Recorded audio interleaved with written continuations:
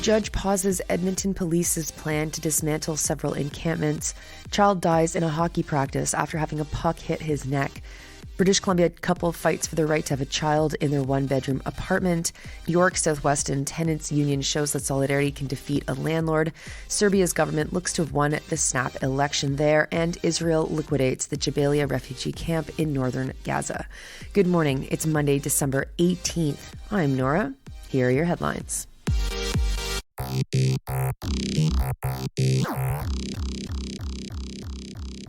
First, we start with news in Edmonton. The Edmonton Police Service is planning to deconstruct encampments across the city this morning. But those plans were stopped by an injunction on Friday, reports Paige Parsons from CBC News. In his decision, the judge used the word interim twice for some reason, saying it was an interim injunction. It's not explained why. Police were forced to wait until at least noon today before it raids 8 camps. The injunction was sought by the Coalition for Justice and Human Rights. The camps that the police have targeted to raid are located outside of the Herb Jameson Center, the Bissell Center, and sites at 85th Street and 101A Avenue, 84th Street and 106 Avenue, 95th Street and 105A Avenue, and Dawson and Kinnaird Ravines. The police expect to be doing this all week and then go home to their warm living rooms and celebrate Christmas inside. In the article, at 2 sites alone, somewhere between 440 and 550 people are going to be displaced by the raids, not to mention their personal belongings and tents will all be confiscated. The city and police argue that the sites are unsafe. 2 people have died in them in the past few months, but critics point out that addressing safety can be done without needing to displace people. Neither the police nor the city said they'd comment on the injunction until there's a final decision from the courts. In their notice, cops told service providers to stay out of the camps during the evictions, quote, for safety purposes, unquote. And they asked for people to identify individuals who they were worried about so that police could, quote, evaluate and discuss options before closure, unquote. Mayor of Edmonton, Amarjeet Sohi, said on Friday that he had only just learned about the decision himself.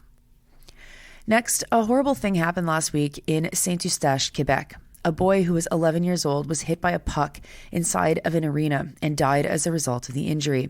It happened at the Walter Buswell complex. The boy was wearing the proper neck gear when the injury happened. In an article for CTV News by Lillian Roy, she goes between experts who lament that things do happen that cannot be stopped because they're freak accidents, versus talking to ex-hockey players who call for more to be done. What makes the story hard to parse through is that the circumstances of the hit aren't clear, whether it happened during a practice game or during drills, or if someone shot a puck at the wrong time, or if the player was in the wrong location.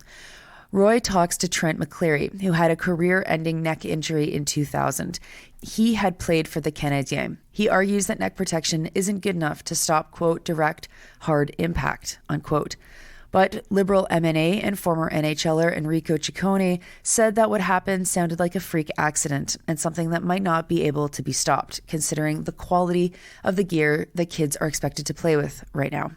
Next to British Columbia, where a couple was fined for violating occupancy limits in something called a strata. If you're not a person living in British Columbia, that's a way of talking about living somewhere where you own the place in which you live, but you pay common fees to a larger building. It sounds a lot like what Quebec calls a condo. Certainly that's how condos here work, and I'm pretty sure that that's how they work elsewhere too. But okay. British Columbia calls them stratas for some reason. Anyway, here's the story. Christine James and Matt Rowland were living in Fairview Village in Vancouver. They had a kid in 2017, and 3 months after the kid was born, the strata council sent a notice saying that the bylaws prohibited them from having more than 2 people in a 1-bedroom unit. The council gave the couple 12 months to figure out what to do and become bylaw compliant. The story was reported by Lisa Stacey with CTV News. As owners, they felt squeezed in their options, either sell their unit or rent it out and find somewhere else to live. Then in December 2018, the Strata Council said that they would be fined $50 per month because they still lived there. And then, oops, they had another kid. When the new kid was 23 days old, the council sent another notice saying that 4 people in the 1-bedroom apartment was too many, and they were definitely now in violation of the bylaws. Then, in July 2019, the family said that they couldn't leave because there were too many repairs that were required to make the unit sellable or rentable. It didn't say that the repairs were internal to the unit or if the repairs involved the corporation's The Strata. Common elements within these units are usually the responsibility of the Strata Council. Then the council tried to levy a $200 fine every 7 days on the family to get them out. They did eventually move, probably mostly because 4 people in a 1-bedroom apartment isn't super ideal when the kids start running around. But then they lodged a complaint with the Human Rights Tribunal, arguing that they had been discriminated against based on family status. They wanted to challenge this rule not just for themselves, but for others who might find themselves in the same spot. In 2021, they sold their unit. The Strata eventually reversed the fine, and because the family moved out, they argued to the tribunal that there was no longer a problem. The tribunal didn't believe that that was a good enough argument to toss the complaint, and so they dismissed the arguments made by the Strata. The issue now passes on to a hearing. What's missing in the story, though, is the fact that the council surely had a democratic component to it. There must have been some sort of annual general meetings or other kinds of meetings that this issue should have been raised at. I don't mean as a substitute for going to the tribunal, but I mean as a course of action at the same time. It is not unreasonable to expect that kids appear out of nowhere, and it seems like a strange rule for the members of the council, who I assume are comprised of owners that were elected from other owners, though maybe not.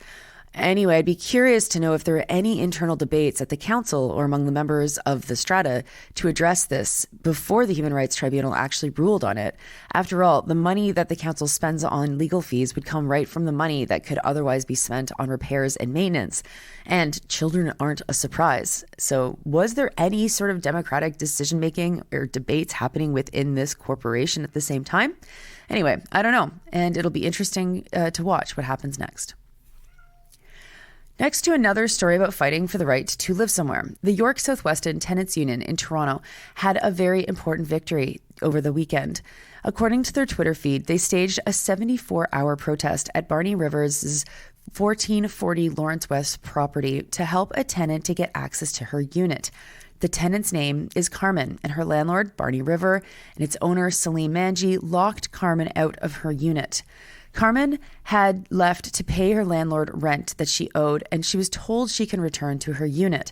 But when she did return, she was forcibly evicted. And so members of the York South Weston Tenants Union called for an immediate action to stage a sit-in at the office of Barney River until Carmen was allowed back into her unit.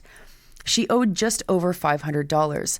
The union said that the building is in a state of disrepair. There are bedbug infestations, and the disrepair is so bad that mail has stopped being delivered by Canada Post.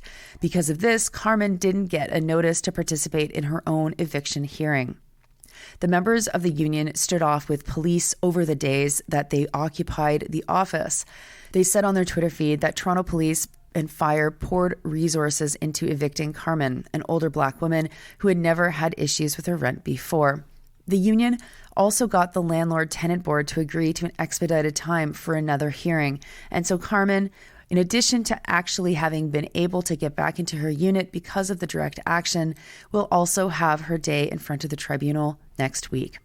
And just a side note, I'm using their Twitter feed to tell you this story because the only story that I've seen that is proper reporting, sorry Blog.to, is behind a paywall, and I can't get past it.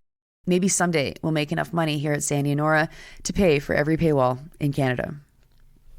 Next to Serbia, where the ruling Serbian Progressive Party is poised to win the election. Despite the name, the Serbian Progressive Party is a right-wing political party. Al Jazeera reports that the snap election is seen by many as a referendum on the government of Aleksandar Vučić. He's the president and is not actually up for election in this election. This is all based on exit polls, but they are expected to hold 130 of 250 seats. The Serbian Progressive Party has been in power since 2012. They're populists. Their main rivals are the Serbia Against Violence Party, a centrist coalition that is expected to get about 23% of the vote. Vucic's power was threatened for the first time since his party took office in 2012 after 2 mass shootings killed 18 people, including many schoolchildren. That, plus rising inflation, created the conditions where it seemed possible that Vucic's government might fall. There were complaints of irregularities and corruption during the election process. The election was overseen by Ipsos, a Serbian not-for-profit that ensures fairness in its elections. They reported many irregularities, including the organized arrival of voters. Radomir Lazovic, the leader of the opposition, claimed that signatures were forged and that votes were bought. And rumors on social media said that people from Bosnia and Herzegovina were being illegally permitted to vote. Prime Minister Ana Brnabić rejected the accusations. And finally, also from Al Jazeera, Israel appears to be liquidating the Jabalia refugee camp. The camp is located in northern Gaza, and this past weekend, Israel killed at least 90 people and injured another 100 in a region that has already seen most of its health infrastructure also destroyed by Israel. The son of Daoud Shahab from Islamic Jihad is among the dead. Israel has continued to fire on the area, making rescue and recovery efforts dangerous and basically impossible. Those are your headlines for Monday, December 18th. I'm Nora. You're listening to this podcast at sandynora.com, on the Real News Network podcast feed, and anywhere you get your podcasts. I hope you have a wonderful Monday. It is pouring rain all day here today, and we're having a little protest, so wish me luck. I will talk to you tomorrow.